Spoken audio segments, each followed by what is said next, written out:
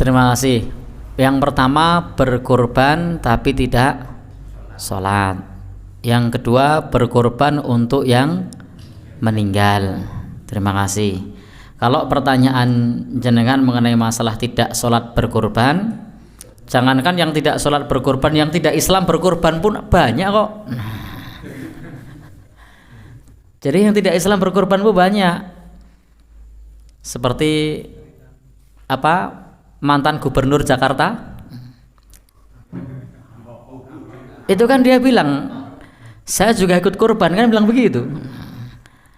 Jadi bukan hal yang aneh di negeri kita yang semacam itu. Bagaimana kita sebagai panitia masjid, diterima apa enggak? Diterima. Jadi kalau ada orang korban, dia Islam ataupun bukan, sholat apa enggak, diterima. Syaratnya korbannya utuh sendiri. Kalau ada orang non muslim datang ke masjid, Pak saya mau korban, ikut bagian sapi yang 7, saya ikut 1 bagian, enggak, jangan diterima. Oh kalau di tempat kami kalau mau korban orang non muslim kesini monggo, tapi seekor kambing atau seekor sapi sendiri, ya gitu.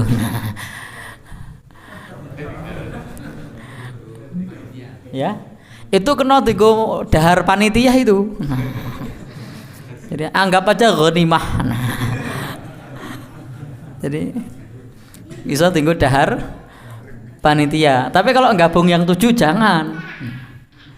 Jadi kalau yang kurang sudah 6 kurang 1, ada orang non muslim datang, lalu kemudian minta apa? Ikut korban, ngenepi yang 1, jangan.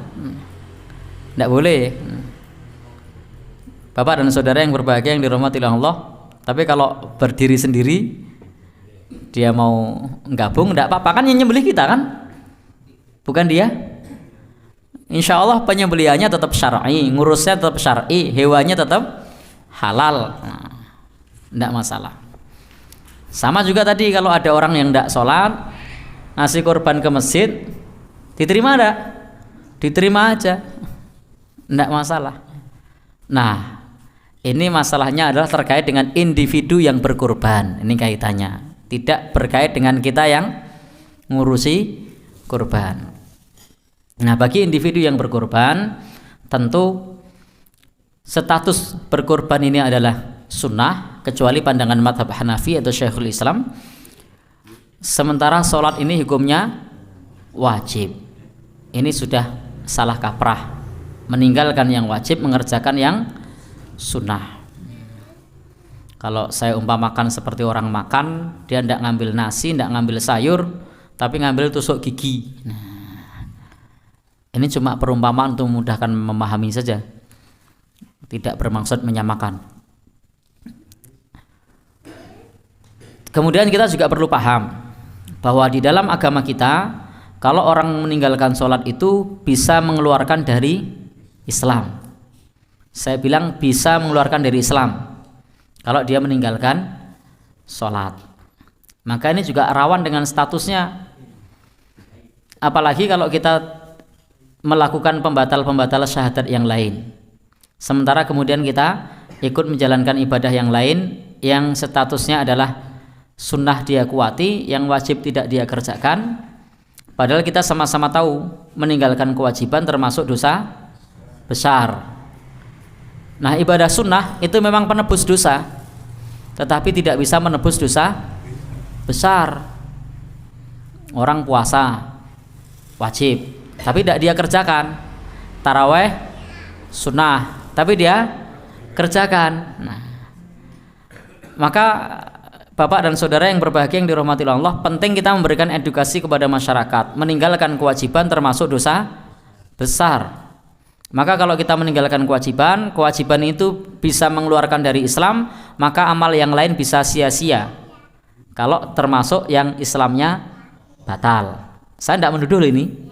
Nah, karena bisa juga orang yang meninggalkan sholat ini menolak kewajiban apa tidak. Kalau menolak kewajibannya, para ulama menyebut keluar dari Islam. Tapi kalau tidak menolak kewajiban, jelas termasuk dosa besar. Jadi kalau menolak kewajiban itu bukan lagi dosa besar, tapi sudah keluar dari Islam. Tapi kalau dia tidak menolak kewajiban, termasuk dosa besar. Maka kalau demikian ketika dia berkorban itu ibarat ngisi ember bocor gitu, ora kebak-kebak. Maka perlu memberikan edukasi kepada masyarakat. Pentingnya kita mengerjakan kewajiban. Tapi kalau sebagai panitia ya ditompo wae, enggak masalah. Termasuk bagaimana kalau ada orang yang berkontribusi ke masjid tetapi punya profesi yang haram. Saya tidak sebut profesi apa. Nah, kalau dia misalnya profesinya haram, dari uang yang haram, boleh tidak kita terima?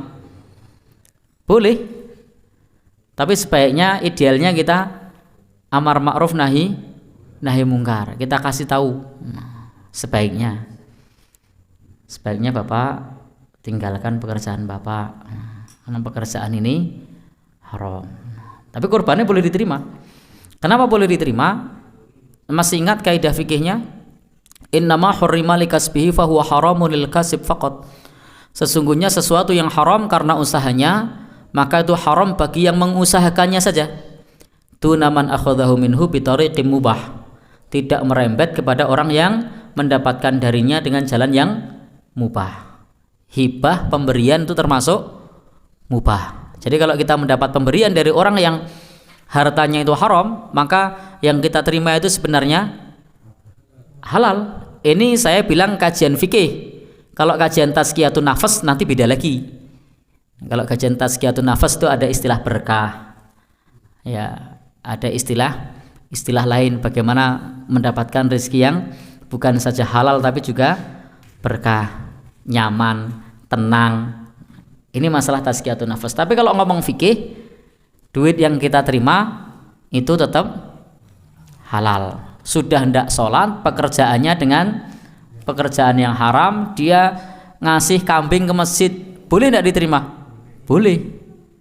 Tapi untuk menyempurnakan tugas Anda, kasih tahu bapaknya itu, Pak, ingon-ingonin jenengan niku nek dalam Islam haram lho, Pak.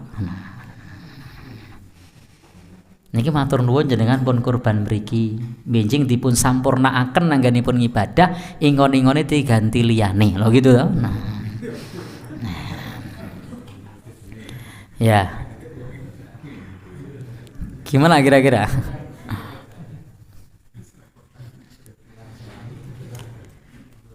Maka Bapak dan Saudara, jadi itu kaitannya dengan si ini ya, si sohibul kurban. Tapi kalau bagi kita yang terima tidak masalah. Kalau andai dia mau sholat, mau ndak, mau Islam apa bukan, kalau mau terima, terima aja.